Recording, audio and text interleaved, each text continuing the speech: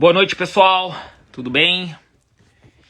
Iniciando o nosso episódio 7 do Kowalski 2.0, episódio 7.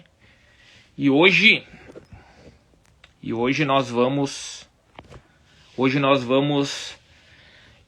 debater um tema que eu acho fundamental, né? Vocês podem ver nos últimos stories e no meu feed, eu coloquei o tema do episódio 7 e eu coloquei sempre eu tento engajar o máximo possível o raciocínio, né?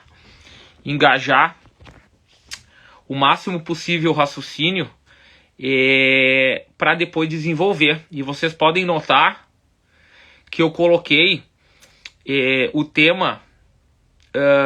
Qual é o foco do treino, né? Onde deveríamos focar o treino?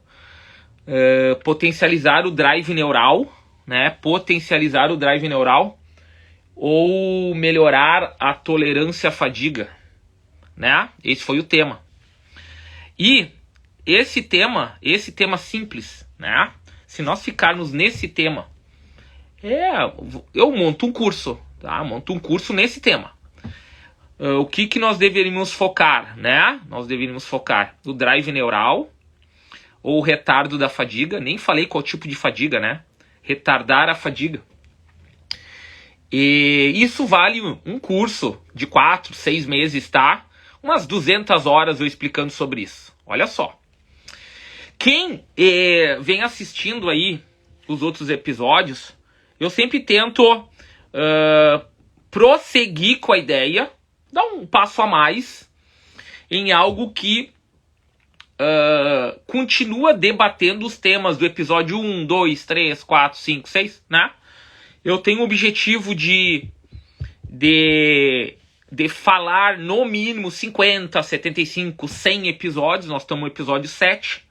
Eu estou indo viajar agora, daqui 2 semanas, para a Europa. Vou passar alguns cursos internacionais de altíssima relevância na França, na Alemanha e na Inglaterra, e vou fazer lives de lá, com os conteúdos que eu vou refinando dentro dos raciocínios, né? Então, só para passar um breve relato, hoje o cara que mais entende sistema energético integrado no planeta, né? Pavel Tsatsouline, é um monstro. É um monstro, ele tem um curso por ano, né? Ano passado eu fiz na Alemanha, esse ano ele está fazendo em Paris.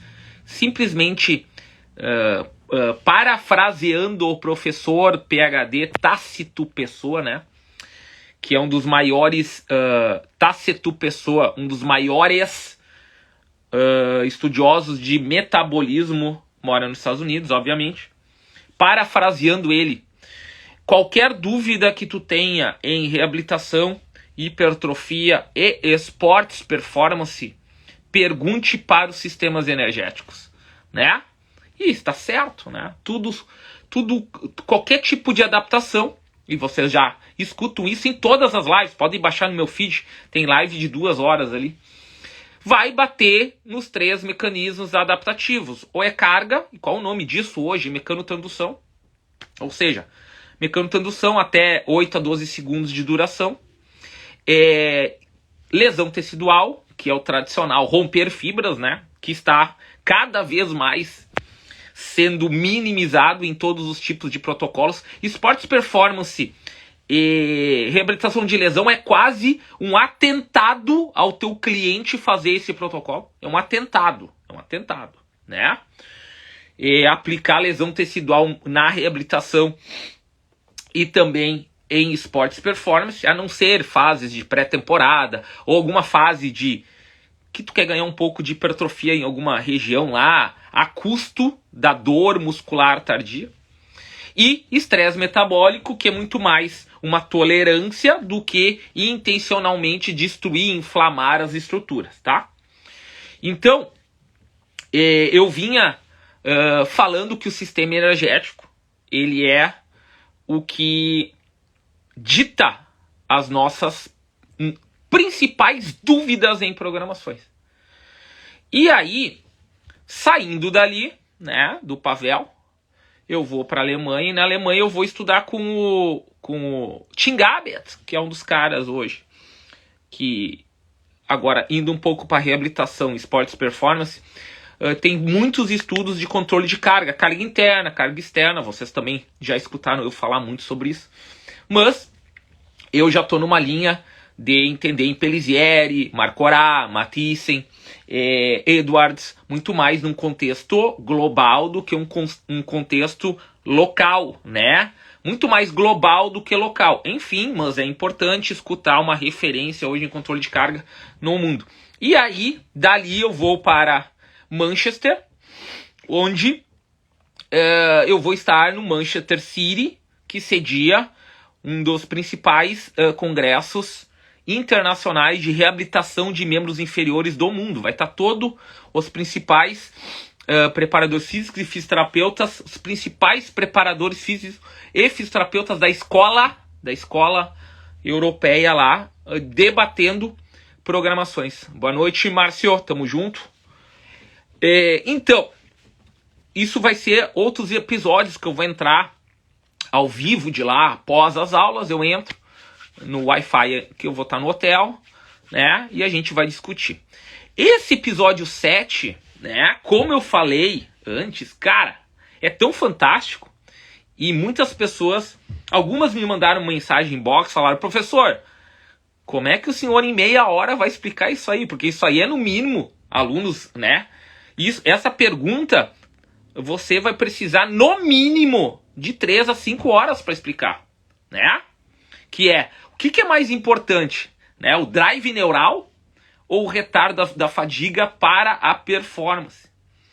E relembrando, essa semana que passou, hoje é sábado, na quarta-feira nós tivemos uma live de 1h30 no YouTube do Instituto Biodesp, do professor PhD Haroldo Santana, e também do PhD Gabriel Paz, né, que tem o Instituto do Biodesp, com várias formações no Brasil, e também pós-graduações, e a gente discutiu por 1h30 o contexto da lesão de posterior de coxa, e tem muitas informações legais. Na verdade, não foi uma discussão, né? Eu falei 1h15, o professor Haroldo falou 15 minutos, mas ele sabia que isso ia acontecer, né? Ele sabia. Era o objetivo dele, que eu falasse e ele só interligasse os raciocínios. Tá bem legal. A live tá disponível no YouTube do Instituto Biodesp, tá? 90 minutos de uma análise que tem muito a ver com o nosso tema. Então vamos lá. A resposta é óbvia, né? Os dois. Quem é mais importante? Os dois são importantes, né? Drive neural, retardo à fadiga. Os dois são fundamentais, né? Agora a pergunta os dois são fundamentais, mas as pessoas fazem os dois. Agora nós começamos a entender o problema da lesão. O problema lesão muscular e tendínea, tá? O problema da queda de performance, né? O problema dos programas mal estruturados de periodização. E nós começamos a entender. Por quê?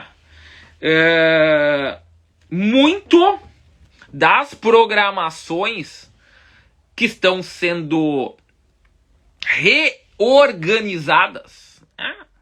Eu estou tentando medir as palavras. Por quê? Porque vocês sabem que eu não defendo bandeira nenhuma, né? Nenhuma. Eu falo de todos os métodos, sistemas, e para mim não tem problema nenhum. Porque todos têm seus benefícios. O grande detalhe é quem defende bandeira, né? Quem defende bandeira é o primeiro erro. Eu sempre falo, tomem cuidado em cursos que defendem uma única bandeira, né? Então vocês sabem que se quiserem me perguntar da programação em bloco do Verkhoshansky, eu explico para vocês. Eu estudei na Rússia isso. Se vocês querem que eu explique sistema dinâmico complexo, Franz Bosch, Tom Thomas, complexidade, cara, eu estudei 2 vezes com eles. Eu explico para vocês. Fora o que eu estudei sozinho, tô falando das formações oficiais. Se vocês querem que eu explique o biológico funcional integrado, que tem uma referência no mundo, Anatoly Bondarchuk, desde a década de 70, né? A complexidade começou ali na década de 90 em diante, ou seja, na década de 70. Já tô dando um spoiler. Estudei 4 vezes. Então, eu explico os 3, e quanto mais a gente estuda, mais a gente vê que as ordens adaptativas, elas são as mesmas, né? Sai de uma fase geral, pode ser volta de férias, um pouco ganho de massa muscular, mais tradicional, mais neural, um pouco de excêntrico, não tem problema nenhum. Após essa volta das férias, vai ocorrer o quê? Força neural, transferência para coordenação, explosão, reatividade, terminação no gesto motor específico dentro do sistema energético que tu escolher, né? Mais ATP-CP, mais tolerância ao lactato ou lactato extremo, enfim. É isso. Todos seguem essa ordem. Todos seguem a ordem. Aí nós temos escolha de exercícios, se eles são gerais ou especiais, específicos, gesto motor intencional, ou adaptação geral, que a transferência para a máxima performance tem um pouco de perda funcional, né? Então, essa ideia a gente discute com calma, né? E não defende bandeira. Aí, o que acontece com o nosso tema específico, né? O que evoluiu drasticamente, né, no mundo. Agora eu vou entrar na explicação de 2024. Impellizieri, Franco Impellizieri, Kalkoven, Mathiesen, Marcorat, Edwards, citando só 5, tá? Dos principais, que entendem como eu vou adaptando progressivamente. O que é adaptação progressiva? É o que todo mundo procura, né? Todo mundo quer que o treino progrida positivamente e me deixe longe da lesão, ponto. Qualquer pessoa. Vou dar um exemplo. Tu tá com dor, tu quer progredir a força do músculo e tendão, ou da articulação, enfim, para não ter dor. Tu quer ganhar massa muscular, tu quer um gatilho hipertrófico, um mecanismo hipertrófico, em que cada treino tu vai ganhando massa muscular sem lesão. Tu é atleta amador, tu quer e atleta amador muitas vezes quer um mix de fitness, estética e um pouco de performance pro esporte amador. Então tu quer manter a tua massa muscular e tu quer ter um pouco de transferência pro gesto motor amador, de qualquer modalidade, sem se machucar. Tu é atleta de alto rendimento, máxima performance, tu tem um pilar, todas as modalidades é físico, técnico, tático e mental. Desculpe, físico, técnico, tático e mental. E tu quer progredir as 4 juntas, e no caso da preparação física, ela tem que estar integrada com os outros 3. E aí tu quer melhorar as 4, em que elas não... os efeitos das outras não atrapalhem a finalização do gesto motor. Beleza? Então, voltando ao nosso tema, a adaptação ela vai ocorrer de inúmeras maneiras. Então, o que o Franco Impellizieri e esses caras visualizaram? A sociedade, os esportes estão com muitas formas de maximizar a performance e as lesões continuam subindo. Nós temos o problema do tempo necessário que eu vou ter para descansar do evento ou para treinar. Beleza. Só que nós temos atletas, né, que suportam essa carga. E muitos outros atletas poderiam, essa é a palavra. A gente nunca vai ter certeza, porque o organismo é único. Qual o problema? Todo mundo estuda a média, e a média não existe. A média é uma zona que tu pode te guiar. Mas se tu errar dentro dessa zona, ou subtreinar, ou excessivamente treinar, ou se tu treinar pouco, tu pode lesionar. E se tu treinar demais, tu também pode lesionar. Então, como a média não existe, nós temos um problema de que, sem bases teóricas profundas de entendimento, o cara tá no escuro em todas as modalidades. Na lesão, em esportes performance. Então, como o Impellizieri viu isso, e eles começaram a questionar, será que o nosso foco não está errado? Qual é o foco hoje? O foco é em aumentar o drive neural. Vamos traduzir para a prática. Todo mundo quer ser mais coordenado. Todo mundo quer ser mais rápido. Todo mundo quer ser mais veloz. Todo mundo quer ser mais potente. Tem algum problema com isso?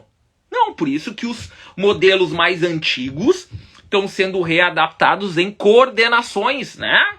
E aí tá tudo certo. Podemos olhar aí várias aplicações coordenativas que estão evoluindo a performance, né? Alguns recordes no atletismo sendo quebrados. Algumas modalidades, algumas capacidades testadas em esportes coletivos cada vez maiores. E junto com isso nós temos o problema da lesão. Beleza. Então, o que acontece? O que o Impellizieri sugeriu? Sugeriu o seguinte. Ok, aumentar o drive neural, né? A aceleração, a potência, o movimento é fantástico. Só que o corpo humano ele continua sendo afetado por volume, intensidade e frequência. Ponto. Volume, minutos, repetições, intensidade, sempre perto de 90%, que é uma zona ideal de contração. Frequência, treina, joga, pouco tempo de descanso. Então esse fato, agora preste atenção, não vai mudar. Intensidade, não tem como hoje competir com treinos de moderada intensidade. Fato 1. Fato 2, frequência. A não ser que tu tenha um esporte sazonal, natação, atletismo, e aí é esporte individual, aí tu pode fazer todo o trabalho de semanas e semanas para adquirir capacidades físicas, ou se tu tiver em esportes que tem mídia, grana, eles têm necessidade de 8 a 10 meses para no máximo 2 meses de férias e pré-temporada. Então, os esportes que são sazonais, eles podem ter uma abordagem, entre aspas, mais tradicional. Os esportes que não são sazonais, e nós não podemos mexer no volume, intensidade e frequência, o que ocorre? Como a frequência a gente não pode controlar, a intensidade tem que ser específica. O que as pessoas começam a mexer? No volume. E aí nós temos o problema do subtreinamento. Subtreinamento. Ou seja, tu descansa o atleta, mas ele não está nunca apto a performar. E aí nós temos dois problemas. Eu errei a dose, machuca. Eu treinei pouco, não performa e pode machucar. O que o Impellizieri sugeriu? Vamos analisar o efeito heterocrônico, episódio 6. Volta ao episódio 6, nós estamos no 7. E olha quando eu expliquei o efeito heterocrônico. Ah, mas professor, o que é o efeito heterocrônico? É quando a gente organiza as ênfases, as predominâncias das capacidades. E vou resumir, vai ficar mais fácil. Hoje a gente sabe que um atleta que vai performar em alta contração muscular de potência e aceleração, ele não é beneficiado ao máximo com o treino anterior de hipertrofia tradicional. Não é. O treino anterior tem que ser um treino de força neural, dinâmica, ou, hoje, uma opção muito eficiente e segura, isometrias em comprimento ótimo, né? Dinâmico, concêntrico e excêntrico, neural, até 10 segundos, ou isometrias neurais até 5 segundos máximas. Então, isso é efeito heterocrônico, que o treino anterior, ele casa né? Ele não tem um mismatch. Eu vou fazer uma live só com o tema mismatch. Mismatch é incompatibilidade, né? Ou seja, vamos entender o que é incompatibilidade de sistemas energéticos ou incompatibilidade de aquisição de capacidades físicas. Olha o raciocínio fantástico. Então, se nós temos a necessidade de treinar o atleta a longo prazo, qual é a... Nós já sabemos que o drive neural é importante, mas ele não pode ser o predominante. E todo mundo faz isso. E aí, Impellizieri sugere o quê? Qual é o grande foco hoje junto com o drive neural? Junto. A palavra preceder, anteceder. Então, Impellizieri sugere que a estrutura precede o movimento. O que isso quer dizer? Que eu ter treinos coerentes, e não é na pré-temporada, é durante a temporada inteira. Treinos eficientes de drives neurais, não para aceleração, mas de intensidade para ganhar resiliência músculo-tendínea, ou seja, resiliência estrutural. E aí vocês podem me perguntar, beleza, mas professor, eu não trabalho com atleta. Eu só trabalho com reabilitação de lesão, hipertrofia fitness. Isso é a explicação ou o raciocínio para reabilitar qualquer tipo de questão músculo-tendínea. Isso é o que tem mais hoje em 2024. E graças a Deus eu tenho recebido feedbacks da área de treinamento. Tem pessoas que falam sobre reabilitação tendínea, mas pouquíssimas dão curso disso. Ou seja, ficam 40 horas falando sobre reabilitação tendínea, tá? E aí, sobrou o público hipertrofia. E eu dou também consultoria para treinadores bodybuilding. E o que está acontecendo hoje em relação aos treinos hipertróficos? A galera começou a notar que se o tendão ser forte, ele pode treinar mais hipertrofia, falha momentânea muscular. Só que o treino da hipertrofia, a falha momentânea muscular, deixa o tendão fraco.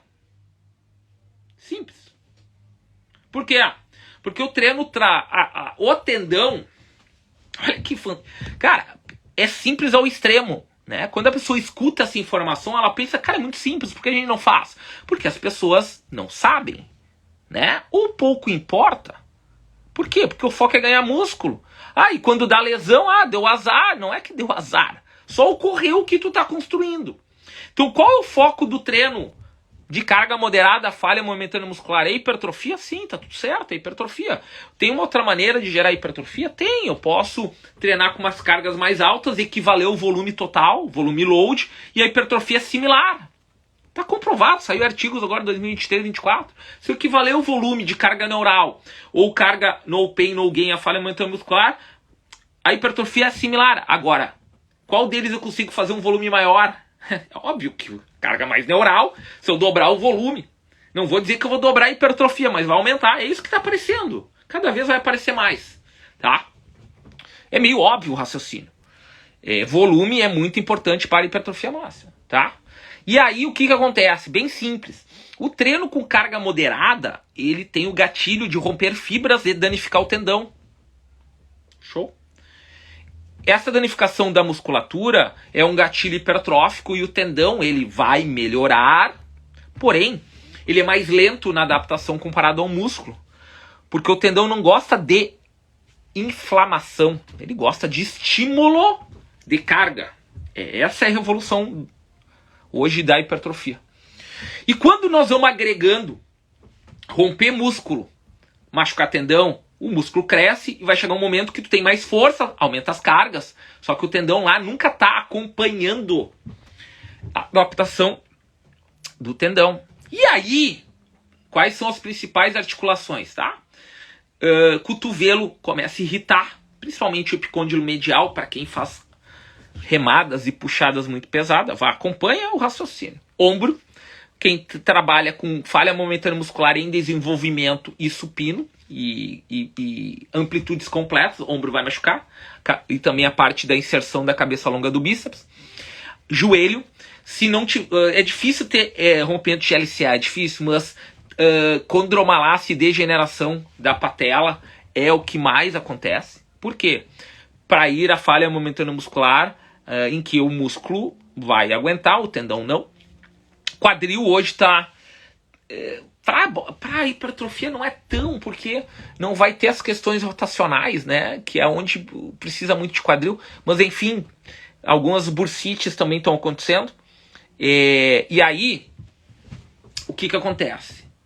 Simplesmente, não é algo novo, mas é algo que as pessoas não valorizam. Incluir algumas séries neurais, mas principalmente isométricas máximas, dentro do treino. Algumas séries, não é treinar isso, né? A galera acha, vou treinar 1 hora de isometria, cara. Isso é uma estupidez, né? Ninguém falou isso. Falou algumas séries que um tendão recebe a carga isométrica. É fantástico. Cara, é fantástico. Por que eu tô falando isso? Por que eu tô falando que é fantástico? Porque é o relato que eu tenho. O feedback que eu tenho. Então, olha só. Bem simples. Amanhã de manhã, eu começo a receber feedback de reabilitação de tendão. Cara, eu fechei 8 turmas agora. Tem mais 5 esse ano, fora os cursos online. Cada turma dessas presenciais, né? E olha que eu comecei esse ano. 8 turmas em média de 30 fisioterapeutas e treinadores no Brasil. Mais os online. Vamos dizer que 500 treinadores e fisioterapeutas já passaram pela essa ideia. Se eu começo a receber feedback, professor, não deu certo o que tu passou. Não deu. Meu tendão não melhorou. Cara, até hoje não tive relato disso. Professor, a isometria que tu pediu para fazer para esporte performance está atrapalhando o meu treino. Pelo contrário, está otimizando o meu treino e recuperando mais rápido as dores. Professor, agora a parte da hipertrofia. Professor, eu tinha tendinopatia para hipertrofia. Eu comecei a incluir as isometrias. Cara, sabe o que aconteceu? Parou de doer meu tendão. Cara, eu inventei isso? Não. Esse estilo de intensidade isométrico, porque você não tem que olhar os outros conteúdos, né? A isometria, na metade da amplitude, é onde a fibra não arrebenta. Então ela ajuda o tendão a renovar. Qualquer outra forma, eu arrebento a fibra e arrebento o tendão. Então o dinâmico tem um problema para adaptar o tendão com carga pesada. A isometria não, tá?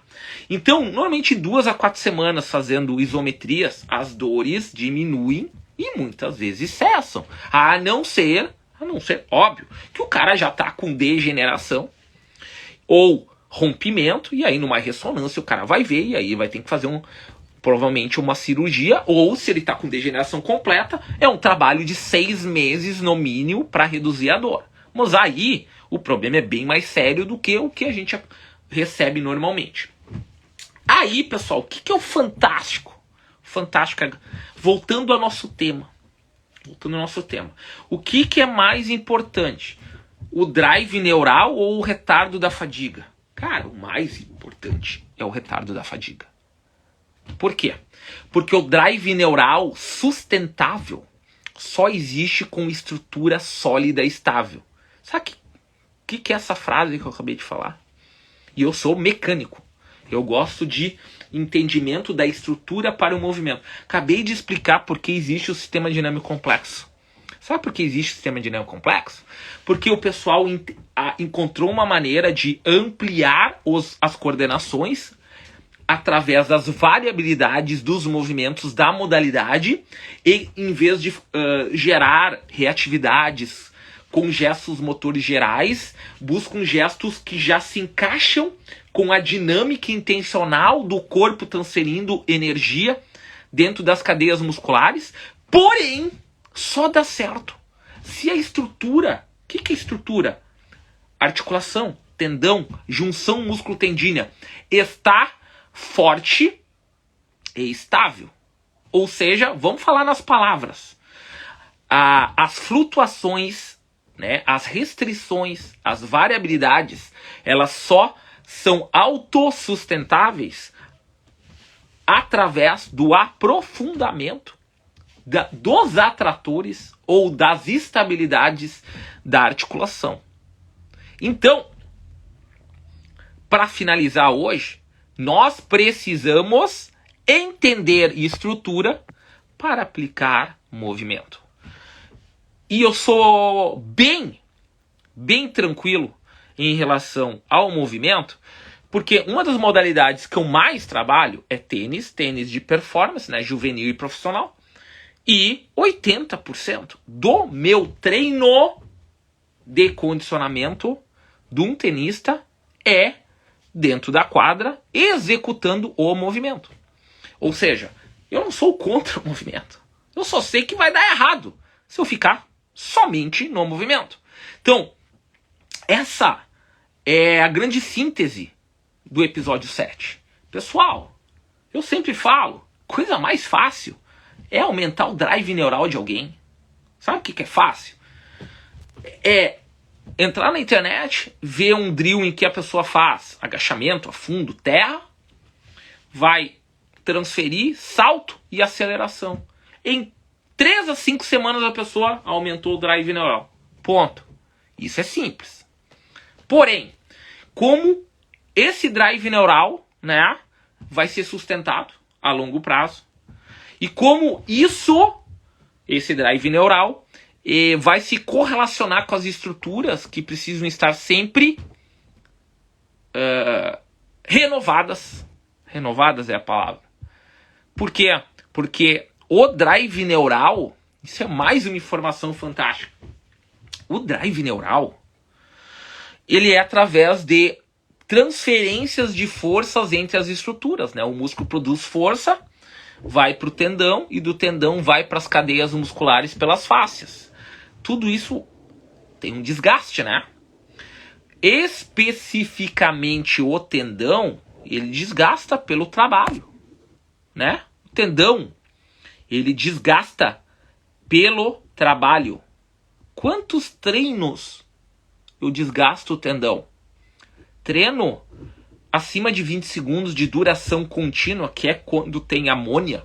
Um treino disso eu já tenho desgaste de tendão. O tendão já começa a ter problemas porque as fibras de colágeno se desorganizaram, dobraram, por terem feito o seu trabalho sem oxigênio.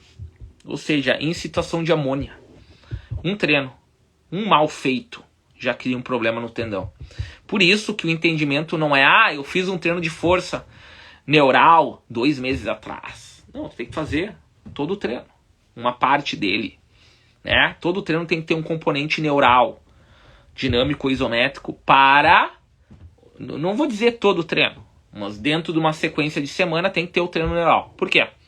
Por uma questão de retardo de fadiga mecânica, que é diferente de fadiga metabólica, tá? Nós não estamos falando da parte de condicionamento aeróbico e anaeróbico para criar um suporte de VO2 máximo e também local de tolerância ao lactato, que isso é uma questão metabólica, que eu tenho também outros momentos que eu conversei com você sobre isso. Estamos falando só da fadiga mecânica. Mas, professor, só para finalizar, por que a fadiga mecânica é tão importante? Eu sou raçudo. Eu entro em fadiga, eu vou suportar. Não. Infelizmente, tu pode até suportar um pouco mais por ser raçudo do que uma outra pessoa. Mas o que acontece quando eu entro em fadiga mecânica? Eu desestruturo o trabalho em conjunto do músculo e do tendão. Mas por que isso é importante, professor? Porque quando eu estou trabalhando com músculo e tendão em harmonia, ocorre dominância do tendão no movimento. E o tendão é econômico e eficiente, ou seja, eu continuo em alta intensidade e longe do risco de lesão, principalmente por estiramento muscular. No momento que eu entro em fadiga mecânica, e aí tem várias questões. Óbvio, treino hipertrofia tradicional e vou fazer explosão, tua fadiga mecânica vai ocorrer muito cedo. Porque tem um mismatch, né? Aí eu treino cargas excessivamente reativas que não tem problema na musculação, e eu caso essa reatividade com mais reatividade no movimento, eu tenho uma certa sustentação, mas ela não vai durar tanto. Por quê? Porque eu já fiz excesso de reatividade na musculação e vou para o movimento. Agora, se na parte muscular eu conseguir organizar um treino que o tendão se auto-renove a cada treino, e aí tem o treino neural, força máxima, ou isométrico, posso até fazer um pouco de reatividade, mas tem o componente neural isométrico, e aí eu vou para o movimento, e isso está sempre balanceado, semanas a semanas, semanas a semanas, semanas a semanas. A chance de eu controlar a fadiga mecânica e estabilizar a estrutura, e ao estabilizar a estrutura, maximizar a transferência para o movimento, e dessa forma, na prática, quando o evento é exaustivo, que pode acontecer, ele sai do nosso controle de volume de minutos por N razões, o meu corpo está tolerante ao estresse mecânico do excesso de movimento que eu fui exposto, ok? Então, olha o raciocínio. Eu crio uma tolerância da estrutura para quando eu for submetido a uma necessidade de tolerância ao lactato, eu suportar ou me recuperar mais rápido em horas para o próximo treino ou evento. Isso quer dizer o quê? Que eu sou um super atleta. Esse é o conceito hoje de atletas de alta performance, né? Não é o que suporta mais horas de treino, e sim quem se recupera mais rápido para o próximo treino. Esse é o super atleta. Tá bom, pessoal? Beleza? Esse foi o episódio 7 do Kowalski 2.0, né? Tô finalizando por aqui, né? Muita gente acompanhou ao vivo, boa noite a todos. E já vou deixar salvo no meu feed e também na minha página do YouTube, Kessler Performance. Kessler Performance, tá? Por favor, sigam lá. Seguimos. E boa noite a todos. Valeu!